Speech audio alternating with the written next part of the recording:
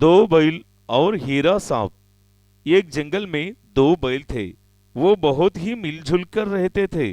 एक दिन वो चारे के लिए निकले हुए थे। तभी एक बैल ने दूसरे से कहा, आज हम पूरब दिशा की ओर जाएंगे।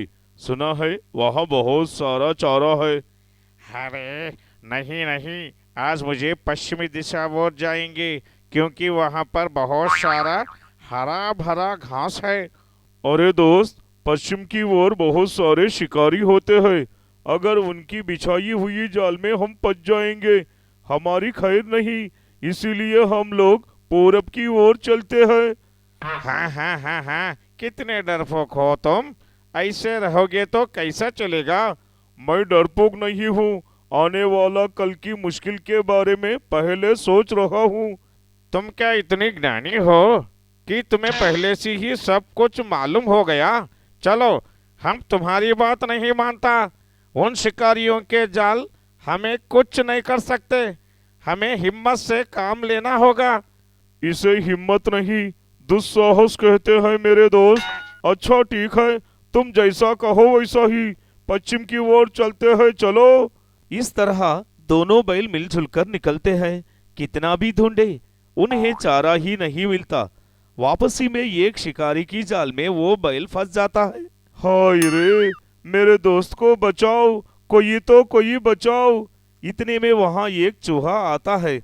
चिंता मत करो दोस्त, अभी मैं इस जाल को कुतर कर तुम्हारा दोस्त को बचाऊंगा। इस तरह वो बैल को जाल से छुड़ा देता है।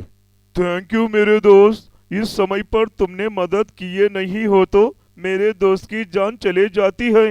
वो अपने प्राण खो देता है। इसीलिए तुम्हारा बहुत आभारा है मेरा दोस्त। अगर ये चूहा नहीं होता तो मैं इस जाल को तोड़कर बाहर निकल जाता। तुम चिंता मत करो, मैं बहुत बलवान हूँ। अच्छा ठीक है, जैसे भी हो तुम सुरक्षित हो, ये देखकर मुझे खुशी हुई।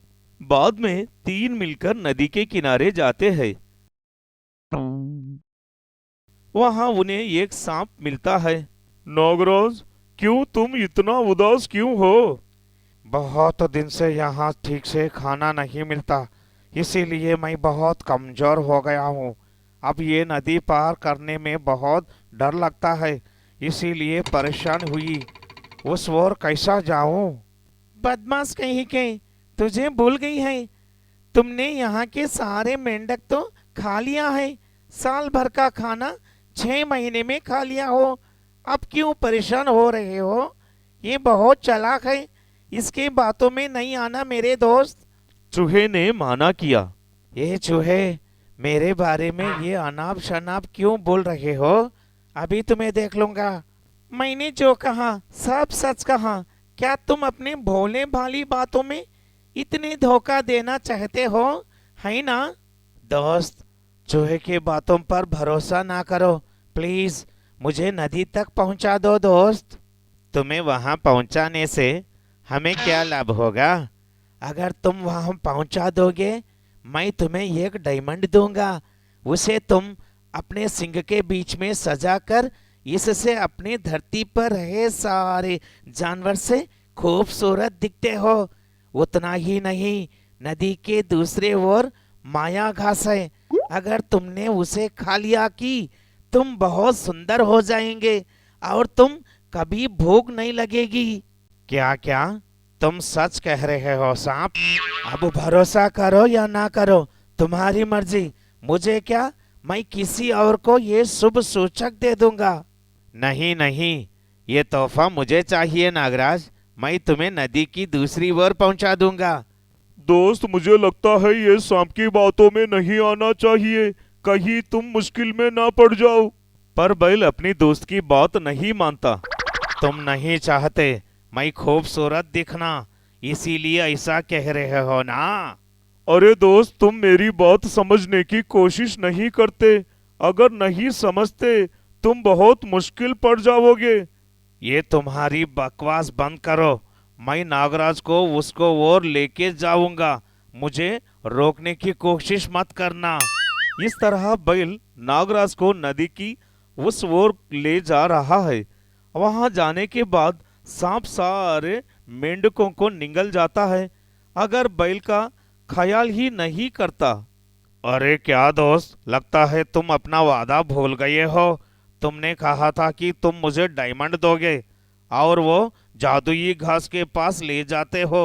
मुझे अपनी खूबसूरती बढ़ानी है और अपनी भूख को भी मिटाना है। अरे इतना बोर मत करो, अभी तो पेट भर के खाना खाया हूँ, थोड़ा आराम करने दे, बाकी काम बाद में सोचूंगा। नहीं नहीं, मुझे अभी डायमंड चाहिए और उस जादुई घास का पता भी। ये सुनकर नाग अपने मन में सोचता है, अरे यार, इस बैल ने नाक में दम करके रखा है, इसका पीछा छुड़ाने के लिए कुछ ना कुछ करना पड़ेगा। क्या सोच रहे हो? क्या तुम जो कुछ कह रहे थे वो सब झूठ था? अरे नहीं नहीं, मैं जरूर अपना वादा पूरा करूंगा, तुम चिंता मत करो। थोड़ी देर आराम कर कर मैं अभी जाकर डायमंड लेकर आता हूँ, फिर हम उस जादू घास तक चलेंगे। इतना कहकर सांप वहां से थोड़ी दूर चली जाता है। इतने में वहां पर एक शेर दिखाई देता है। प्रणाम महाराज, आपके लिए खुशखबरी है। क्या बताओ? कुछ नहीं महाराज, आपके लिए स्वादिष्ट खाना लेकर आया हूँ। हाँ हाँ, बहुत अच्छा बात है।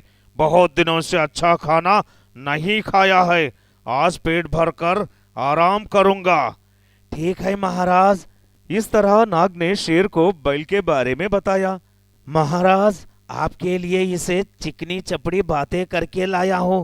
वाओ, थैंक यू दोस्त, थैंक यू। अभी इसका शिकार करूंगा। इस तरह बैल शेर पर टूट पड़ता है, लेकिन बैल शेर से लड़ाई कर कर उससे बचकर भाग जाता है और वो अपने दोस्त के पास आकर माफी मांगता है। मुझे माफ करो दोस्त, मैंने उस धोखेबाजी नाग की बातें सुन लिया। पता है, उसने मुझे शेर के हवाले कर दिया। मैं उससे बचकर वहां से भाग कर आया हूँ। अभी तुम्हारी बातें सुनकर तुमसे मिलकर रहूंगा, तुम्हारी हर बात मानूंगा। अच्छा ठीक है, तुमने वापस देखकर मैं बहुत खुश हूँ। आगे से हम दोनों मिलजुल कर आराम से रहेंगे। फिर दोनों वहां से चले जाते हैं।